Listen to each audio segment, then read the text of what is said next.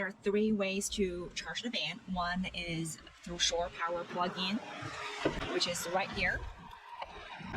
The second way is through solar panel charging. You don't have to do anything about that. It just trickle charges if there's enough sun. And the third way is through driving DC-DC charger. This is the inverter. The inverter does not need to be on if you just need to use any 12-volt appliances. Also, USB chargers would work without the inverter to be on as well. But for household appliances to work, like the microwave, or you want to charge your camera or computer, you will need to turn the inverter on. So just hold it. You will hear a very loud beep coming from under the bed because that's where the inverter is located. And then you will notice the microwave is on and it's ready to use. To turn the inverter off, just hold the same button.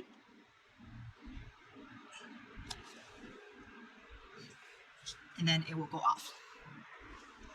And this is our battery monitor, so you can pay attention to what is your energy level. To charge the battery from the outside of the van using the shore power, we include one of those converters in the van for you. It's in the back of the van. So you lift open this door. To connect this, please be really careful, because if you don't align it right, you could damage this unit, and each of this unit costs over $100. So to align it, you can see the white little bump on here. To align it, there is also a white little bump on the unit itself. So we will align this, and you push it in gently until it's pretty much flashed against, and then you turn it clockwise to lock it. Once it's locked into position, you can move this ring over to secure it. That way it's not going to pull off. So once it's all secured, there's an extension cord inside of the van for this as well. So you can connect this end to the external plug. This is a 50 amp power charger to make sure whatever you're plugging in is not going to exceed that limit. To disconnect it, you first disengage the lock here. And then once you disconnect it, you turn it counterclockwise to make sure the bump is aligned with that hole again. And then gently wiggle it to pull it out. If you run into any force to stop you from going one way or the other, just be gentle and try things around. We have had the inside damage before. We have to replace new units for it. This fridge, it is on a 12-volt plug, so you do not need to turn the inverter on for this fridge to work. To use the water, to make sure the water pump is on, the light is on, and then you'll be able to use the water. To use hot water, there's a hot water heater here. Just turn it on to on. Wait about 10 minutes, you'll be able to see hot water here. Once you're done with hot water, make sure to switch it off so you're not draining the battery. For the hot water heater to work, you have to turn on the inverter. There are two gauges here. One is for fresh water gauge, and then the other one is for the gray water. And you can see we have just a bit over half of a tank of fresh water right now, and the gray water is half full. To drain the gray water, there's a gray water valve here. We just need to turn it on. Once you turned the gray water valve on, you'll be able to see the gray water start draining from below the van. And this is where the gray water tank is located. Be really careful with your driving clearance. You might damage the water tank if you don't have enough clearance.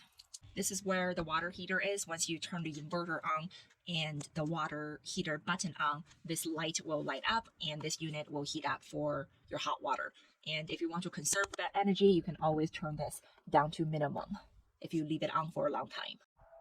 To fill the water tank, you just remove this cap, put a garden hose in, which will include one in the back of the van. To tighten it, you hold one end tight against it and rotate the black plastic piece counterclockwise.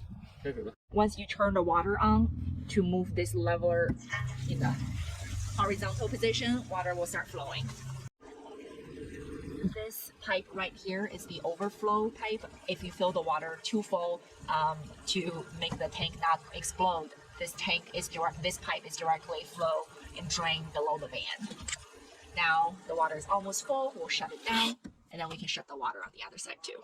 To remove it, it's the same way. You hold on to this piece tight and then only turn the black plastic piece.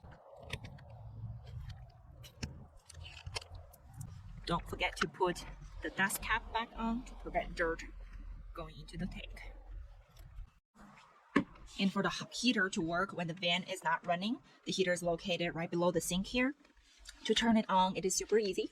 Tap this button once. Do not hold it, just one simple tap. And then you can feel air is coming off and on, and the screen actually blinked on there for a second. It takes a bit of a time for hot air to come out, like 2 minutes. And you can adjust the degrees that you want from here. We'll do a little chart here for Celsius to Fahrenheit. So for both the stove and the heater, it needs energy source. And for this one, it uses diesel fuel, and you can fill it in from here. When we give it to you, we fill it up. When this tank is full, even during the winter, it lasts about a week. So you shouldn't have to refill that one, but if you rent a van for longer than that and you're running the heater every night for a long period of time, you might have to put additional diesel. Diesel, remember, it's diesel in there. So now you can actually hear the fuel pump is working. It's trying to pump the fuel from this unit into the heating unit itself. That is completely normal. It doesn't go like that all night long. It just pumps in that fuel, get it going, and then you don't hear that sound anymore. And to turn this unit off, you hold this button for 3 seconds. You see off and then release it. It takes about 30 seconds for the fan to actually go away. And this is where the vent is for the heater inside. Under the sink is where the propane tank is. We'll open it slowly, and you can read the gauge here that is almost full right now. Once it's completely open, we can use the stovetop here. To operate it, you will turn it on and then spark it. To turn it off, just shut it down. There are a few ways to control the light in this van. The one that you will use the most is right here. This controls the ceiling light. Tap it on, the ceiling light turns on, and it's also on a dimmer, so you can dim it to be brighter or lower by using the dial here. These 3 buttons controls the LED light strip underneath the bed. And there are a couple more buttons up here. This one on the left controls the roof lights on the left side, and this one controls the roof light on the right side. So we'll try this one. Turn it on. Now it's on, and we can see the roof light right there is now it's off again. Now it's on. There's also a mode button next to it too. We can adjust the color into bright, yellow, blinky, or solid. And this button on the right does the same thing, just on the other side of the van. This light controls the shower light. And there's one more light here by the bed. That's your reading light. And remember, all the lights will work without the inverter to be on. How to turn the seat into a bench for sleeping. First, you pull this level and raise this up to a vertical position, and then you remove the headrest from the back and put it to the front, and continue to push this down, rest it to a locking position, and then same way over here, we'll push this leveler down, and now we have a bed. You can also set up the bed this way to access additional storage below the bed. The board just lifts up, and you can access additional drawers and cabinets below.